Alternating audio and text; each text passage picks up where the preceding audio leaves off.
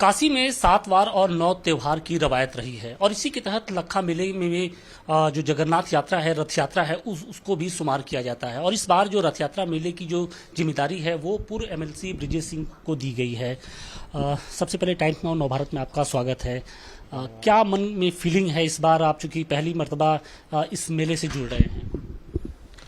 हाँ, वहाँ जगन्नाथ जी ट्रस्ट का अध्यक्ष मुझे बनाया गया। हमारे टीम में कई लोग हैं, बड़े अच्छे व्यवसायी और अच्छे, जैसे विश्वबंधु गोप जी राष्ट्र संस्कृत भारती के राष्ट्रीय अध्यक्ष हैं, संजीव जी राष्ट्रीय महामंत्री हैं, तो और भी जो विद्वत जन हैं सबसे राय सलाह लेकर के रथ यात्रा का मेला यहाँ चूँकि 1802 से लगभग 225 साल से चल रहा है और पिछले विगत कालखंडों में जगन्नाथ जी की स्थिति थोड़ी, यहाँ जो धाम है ऐसी घाट पे थोड़ा जीर्ण शीर्ण हो गया था, तो उसको जीर्णोद्धार की व्यवस्था के लिए भी हम लोग संकल्पित हैं।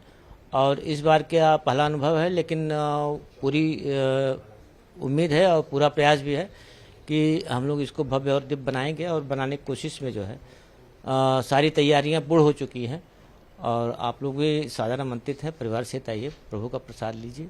प्रभु स्वस्थ हो चुके हैं, दर्शन कीजिए, आशीर्वाद लीजिए। काशी की एक समृद्ध परंपरा रही है और उसी के तहत रथ यात्रा मेले को भी जोड़ा जाता है। एक बड़ी जिम्मेदारी है और लोग भी बहुत उम्मीद भरी नज़रों से देख रहे हैं कि चूंकि जो जगन्नाथ जहां पर उनका मंदिर है उसके आसपास के लोगों को हटाने की भी कोशिश की, मतलब पिछली बार लाल निशान लगे थे, ये हो रहा था कि उनको विस्थापित किया जाएगा, जगन्नाथ कॉरिडोर बनाया जाएगा, वो तमाम सारी चीज़ें हैं। किस तरीके से उस मंदिर का जीर्णोद्धार करने के लिए आप लोग कोशिश करेंगे? नहीं, ट्रस्ट तो इसके लिए संकल्पित है कि जो बीच में कॉलोनी बसी है उसको कोई टच नहीं करेगा। मंदिर का जो कैंपस है उसी का जीर्णोद्धार होना है, उसी की सारी व्यवस्था सुदृढ़ बनानी है। तो आपका ये प्रयास सिर्फ वहीं तक सीमित रहेगा या फिर दूसरे जो मंदिर है वहाँ के लिए भी कुछ इसी तरीके से आप संकल्पबद्ध रहेंगे? नहीं, बिल्कुल, जहाँ भी हमारी जरूरत प्रभु समझेंगे हमें बुला ही लेंगे। और चूँकि परमार्थ, मंदिर से परमार्थ जुड़ा होता है, तो परमार्थ के लिए जो है जो भी वहाँ से होगा वो परमार्थ का कार्य ही होगा। कितने सालों से मतलब आप मंदिर से जुड़े रहे हैं और दूसरे भी धार्मिक कार्यों से लगातार एक्टिविटी बढ़ती रही है? देखिए, पिछले प्रवासों में तो मैं रामकृष्ण मिशन से भी जुड़ा रहा, वहाँ भी अपना कई मदों में दान देता था और इस्कान से भी जुड़ा रहा। और उसके बाद हमारी खुद भी धार्मिक रुचि शुरू से ही रही और मूलतः मेरा झुकाव और रुझान उसी तरफ रहता है। और मैं नियमित रामचरितमानस का पाठ करता हूँ और पूजा पाठ ध्यान जो होता है सब नियमित करता हूँ।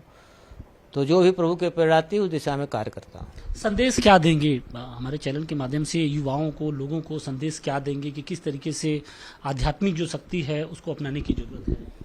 देखिए, बल तो कई प्रकार के हैं, जिसमें धन बल भी है, जन बल भी है, बाहुबल भी है, मनोबल भी है, आत्मबल भी है, लेकिन सबसे बड़ा अध्यात्म बल है, वो पराशक्ति का बल है।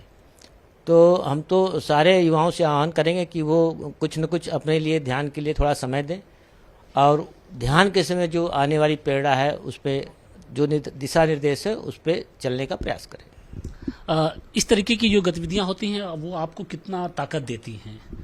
सारी ताकत वही है, मेरी सारी ताकत वही है और मैं अकेले भी रहूं तो उस ताकत से मैं सब कुछ कर लूँगा। शुक्रिया बातचीत के लिए। तो ये थे पूर्व एमएलसी ब्रिजेश सिंह, जिन्होंने जगन्नाथ यात्रा से जुड़ी जो तमाम बातें हैं वो अपनी मन की रखी। वाराणसी से मनीष दुबे के साथ आशुतोष सिंह, टाइम्स नाउ नवभारत।